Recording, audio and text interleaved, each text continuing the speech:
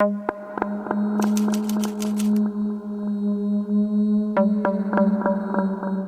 psicología, hay un término especial llamado síndrome de Adele, que se refiere a la obsesión morbosa de una persona con otra.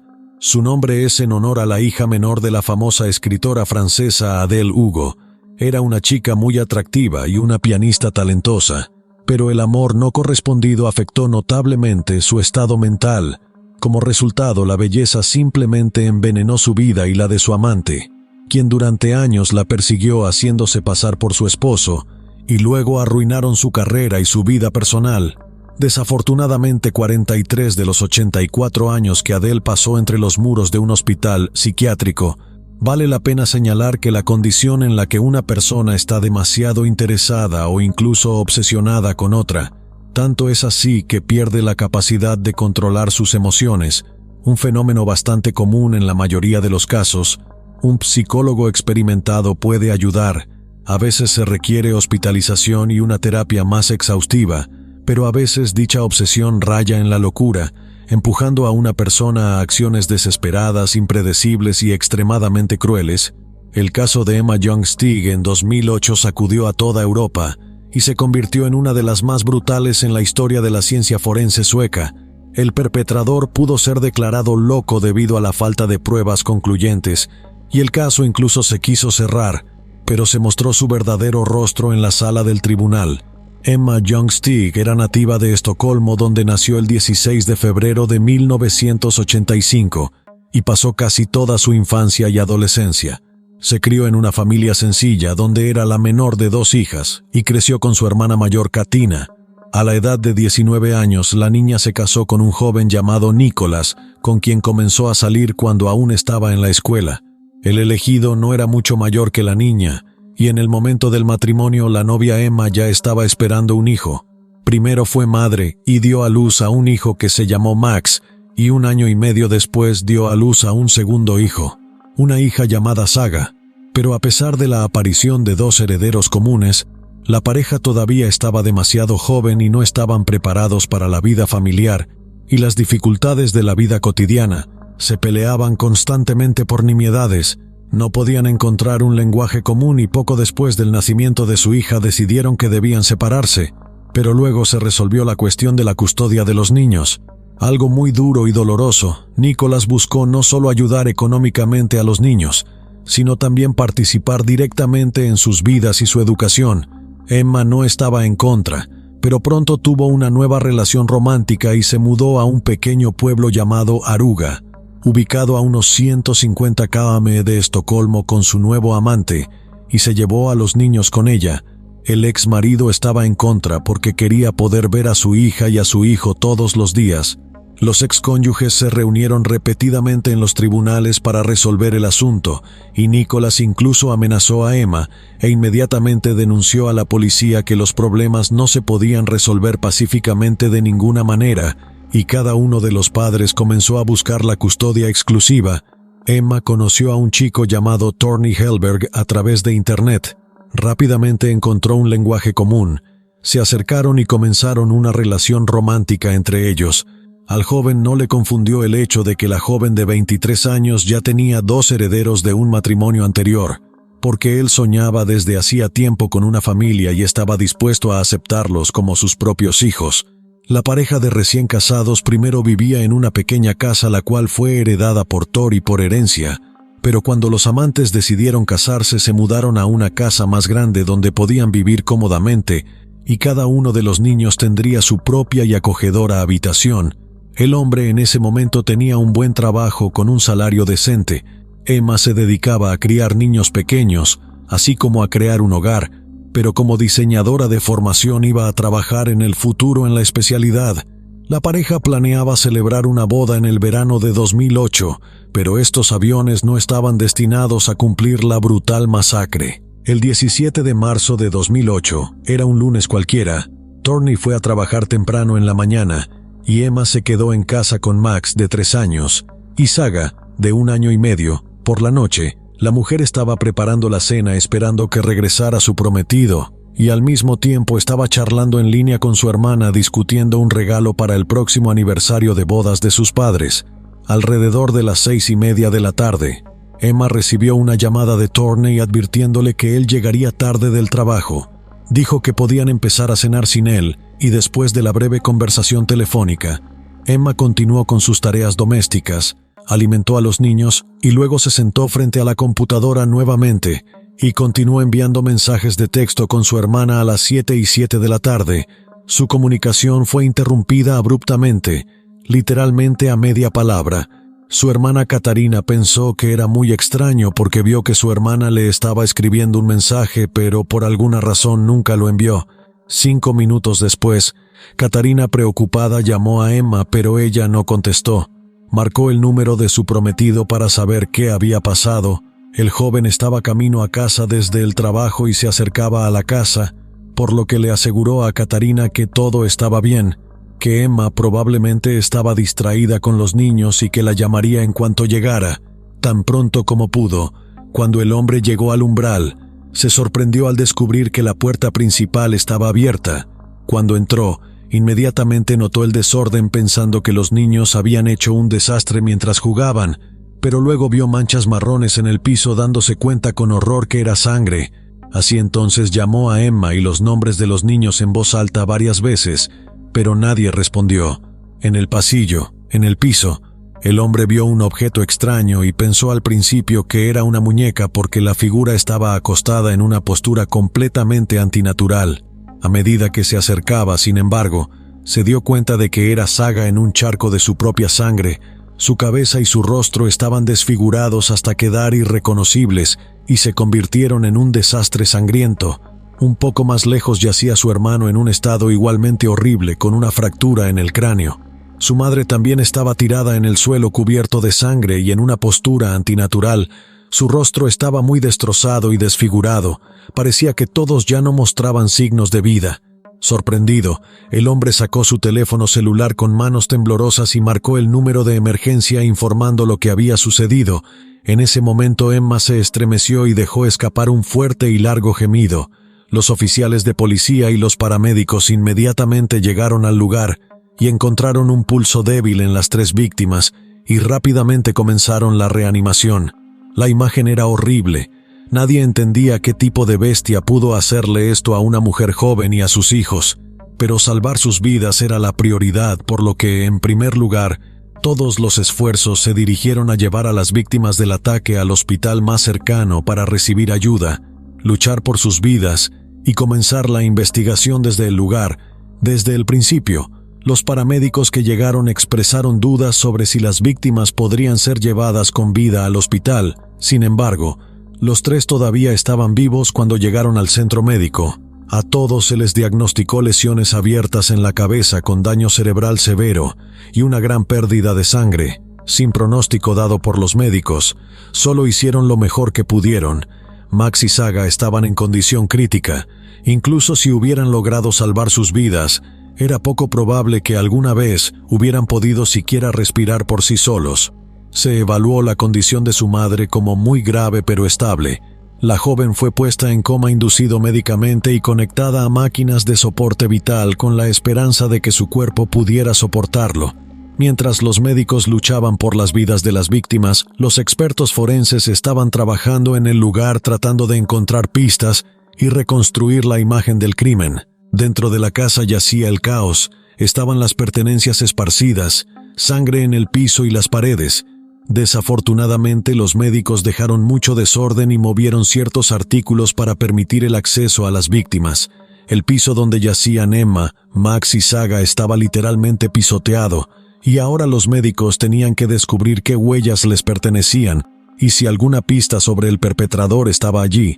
Sorprendentemente, el intruso había masacrado a las 3 víctimas como máximo en 13 minutos, desde que el último mensaje de Emma a su hermana fue enviado a las 7 de la tarde, y a las 7:20 ya la policía estaba recibiendo una llamada de su prometido asustado, que decía que la brutalidad con la que el perpetrador los masacró hablaba de algún motivo personal y un profundo disgusto por las víctimas.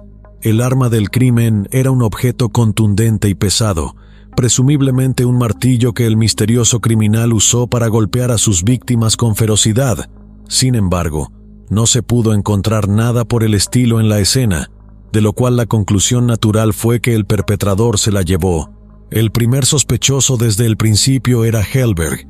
No estaba casado con Emma, no era el padre de sus hijos, y por lo tanto se sugirió que tal vez una pelea doméstica entre la pareja podría convertirse en un baño de sangre. El hombre desconsolado fue interrogado de inmediato, pero tenía una coartada sólida. En primer lugar, llegó muy tarde al trabajo, lo cual fue confirmado por su jefe y colegas, y en segundo lugar, en el momento de la brutal masacre de sus seres queridos, estaba caminando por la calle y fue captado por varias cámaras de circuito cerrado de televisión.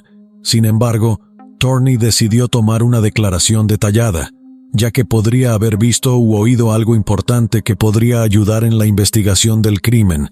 Sin embargo, no podía recordar nada específico, porque todo seguía como siempre hasta que vio el desorden y los cuerpos tirados en el suelo. Lo único que lo alertó fue la puerta principal abierta, lo que podría indicar que Emma dejó entrar al criminal. Después del interrogatorio, el hombre fue liberado. Para entonces ya había informado a la familia de su prometida. Los padres de Emma inmediatamente se apresuraron a viajar desde Estocolmo a Aruga. Fueron juntos en coche directamente al hospital donde estaban las víctimas, pero en el camino se enteraron por las noticias en la radio de que Max y Saga murieron a causa de sus heridas sin recuperar la conciencia.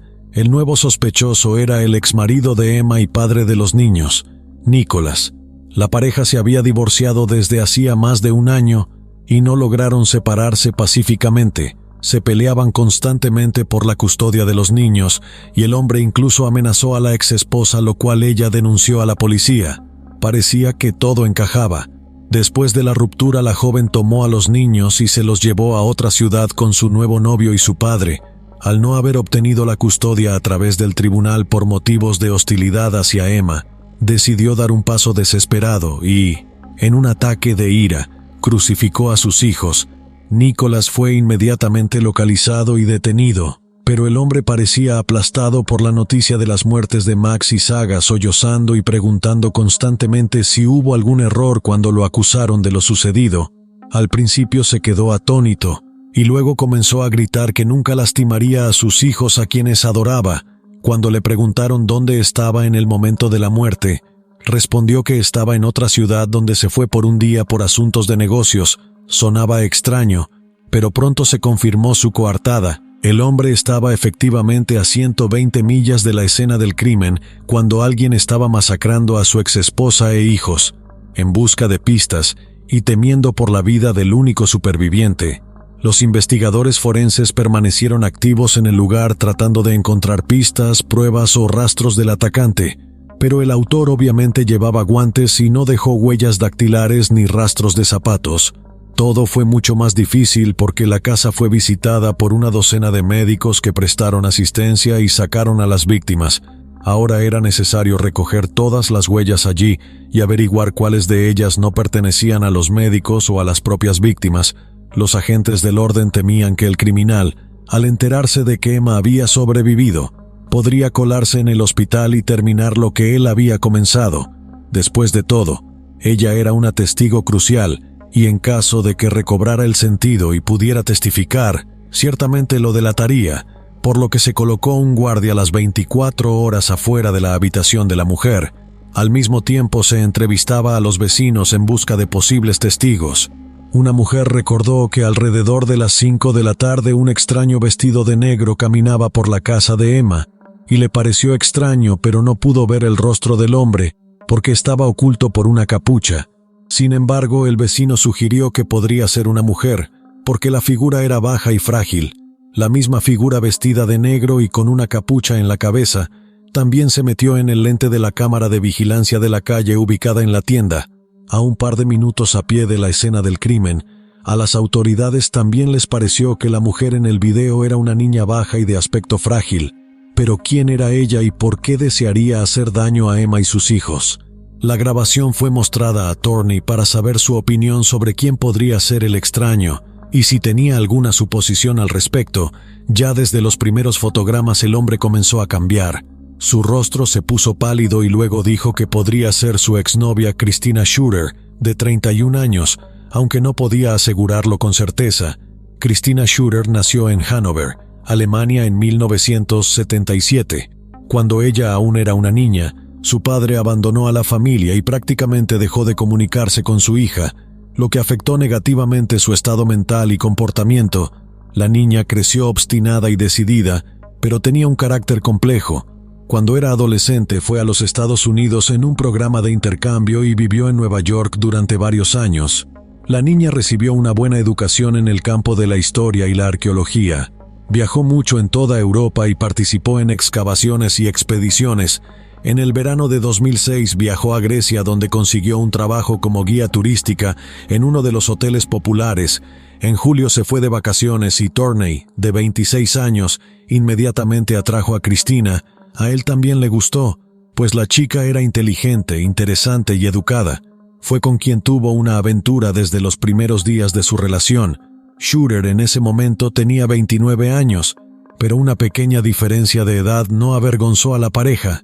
Su conexión duró una semana, mientras que el chico estaba de vacaciones en el hotel, y después de su partida continuaron comunicándose por teléfono y manteniendo correspondencia por internet.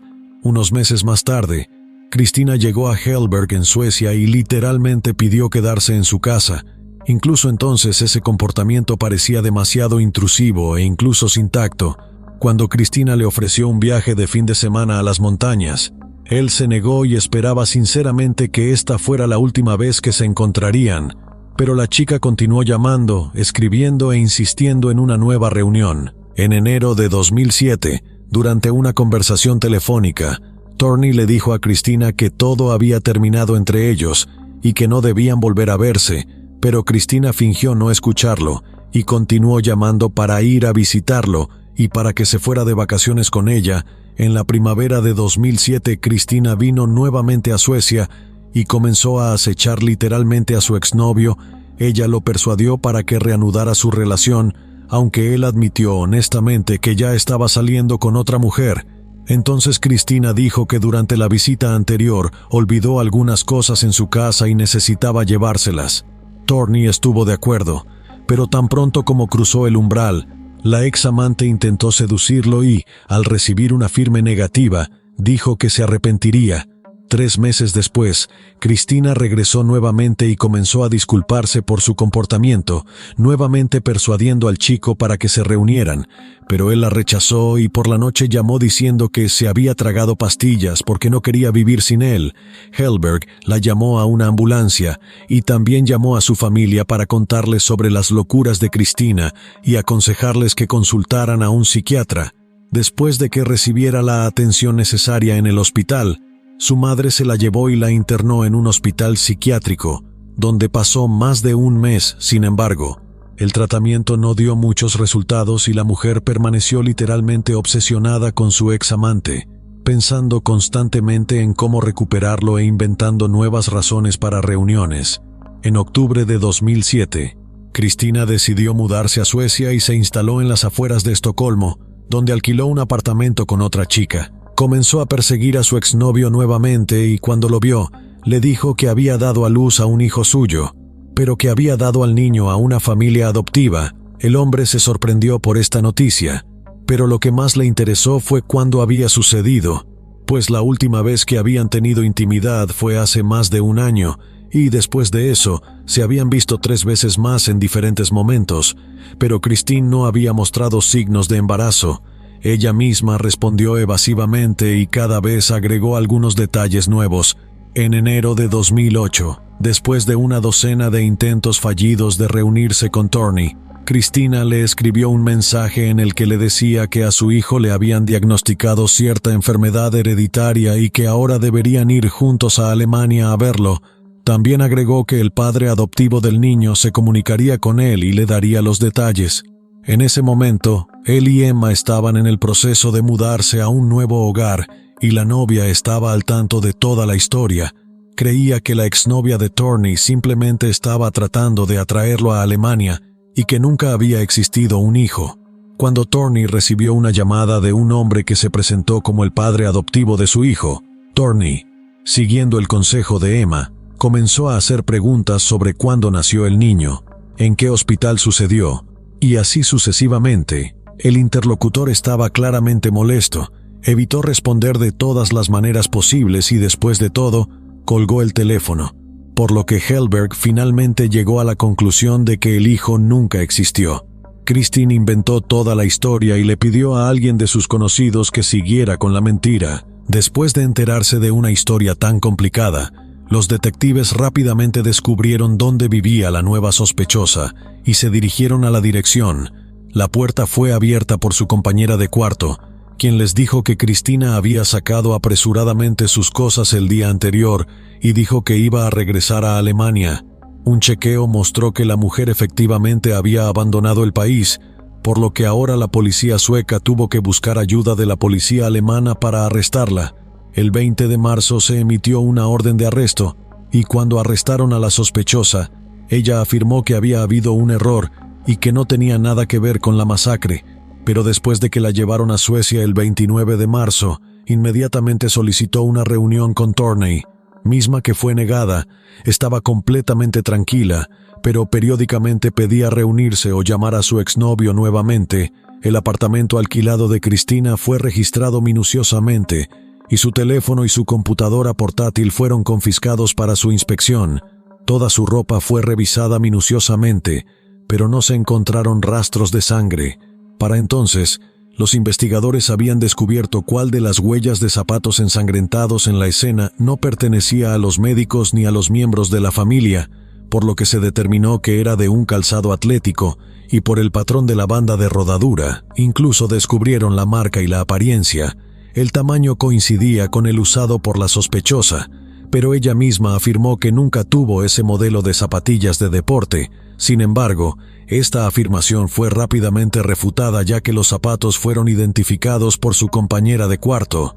Hallazgos mucho más interesantes esperaban a los detectives en la computadora portátil de Cristina, que estaba llena de fotos de Torney junto a ella, del hombre apareciendo solo o en compañía de su nueva amante. También en una carpeta separada con una firma muy desagradable, había fotografías de Emma y sus hijos que la sospechosa sacó de las redes sociales.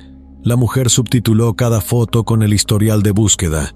Se encontraron leyendas insultantes, amenazantes y francamente aterradoras. Solicitudes sobre cómo cometer un asesinato sin dejar rastros, cómo ocultar los rastros del crimen y cómo desviar las sospechas de sí misma. También en las notas, los investigadores encontraron el plan de Emma y Torney de mudarse a un nuevo hogar, y notas que indicaban cuándo el hombre salía a trabajar y a qué hora regresaba, y algunas otras notas sobre la rutina diaria de la familia.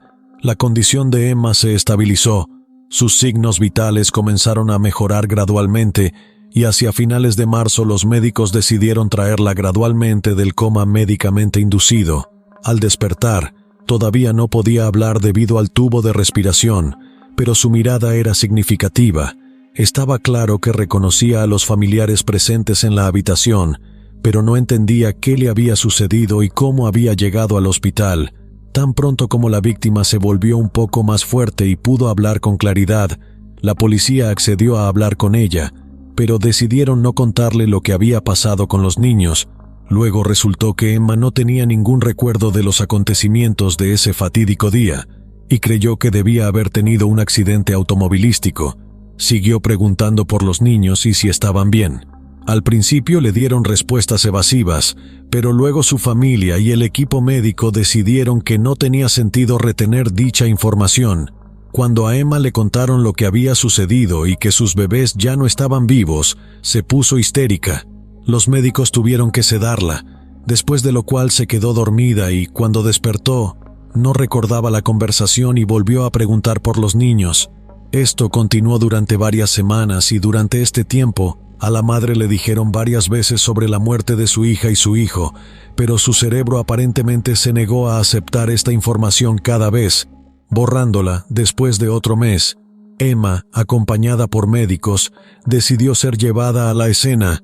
Una vez dentro de la casa, de repente recordó todo. La joven contó cómo estaba enviando mensajes de texto con su hermana, poniendo la mesa, y los niños jugaban cerca de ella cuando alguien llamó a la puerta. Abrió la puerta y vio una figura femenina baja y oscura en la puerta. pero cuando preguntó qué quería sintió un dolor agudo y sus ojos se pusieron negros. La figura se escabulló dentro de la casa y la madre, desesperada, con sus últimas fuerzas, trató de alcanzarla para proteger a sus hijos, pero aparentemente cayó en el pasillo donde intentaron acabar con ella. En el juicio, Cristina continuó negando obstinadamente su culpabilidad. El arma del crimen nunca fue encontrada, y casi todas las pruebas encontradas fueron circunstanciales, lo que le dio una alta probabilidad de salirse con la suya. Sin embargo, la compañera de cuarto de Cristina, cuando fue interrogada, dijo que en marzo faltaba un martillo en su caja de herramientas. Ella misma sacó la caja de herramientas y la investigación determinó que el tamaño y la configuración de esa marca de herramienta coincidían con el arma homicida, pero la evidencia también era circunstancial. Los detectives pudieron encontrar imágenes de vigilancia de una Suburban en una estación de autobuses donde Shooter había viajado 3 veces la semana anterior para cometer el crimen. Ella misma no podía explicar por qué visitaba Aruga con tanta frecuencia, pero aparentemente la mujer fue para vigilar a sus futuras víctimas. La sospechosa tampoco pudo explicar por qué estaba buscando en Internet para obtener información sobre cómo encubrir el crimen, y por qué estaba coleccionando fotografías de Emma y sus hijos. El 29 de julio de 2008 comenzó el juicio contra Cristina, acusada de doble asesinato con especial crueldad, así como de intento de asesinato. La propia acusada se comportó más que extrañamente al entrar a la sala del tribunal sonriendo, y comenzó a agitar su mano saludando a los presentes. Cuando le hicieron preguntas sobre la masacre, y le mostraron imágenes espantosas de la escena del crimen con cuerpos mutilados, de repente se rió. Esto sugería que la acusada estaba loca, pero el examen psiquiátrico arrojó que la mujer estaba cuerda y perfectamente consciente de lo que estaba sucediendo, por lo que disfrutó lo que había hecho y ni siquiera trató de ocultarlo. Cuando Emma estaba en la sala del tribunal y vio a Cristina allí, se desmayó. Cuando volvió en sí, dijo que finalmente recordó todo y que esta cara fue lo último que vio en ese fatídico día. A pesar de los intentos del abogado defensor de demostrar la inocencia de su cliente, el jurado la declaró unánimemente culpable de todos los cargos. Cristina fue sentenciada a cadena perpetua sin derecho alguno a libertad condicional. También se le ordenó pagar 20.000 euros en compensación a Emma. No se encontraron pruebas de que Cristina hubiera estado embarazada alguna vez y hubiera dado a luz a un hijo de Torney. Para Emma su proceso de recuperación fue largo y arduo, pero Torney no abandonó a su amada. Se casaron en el verano de 2010. La pareja ahora está criando a 2 herederos comunes que conocen la triste historia de su hermano y hermana mayores. Llegamos al final de este video. Cuéntanos tu opinión en la cajita de comentarios. Si te ha gustado el video, dale like, suscríbete y no te olvides darle a la campanita para que no te pierdas próximos videos como este. Hasta la próxima.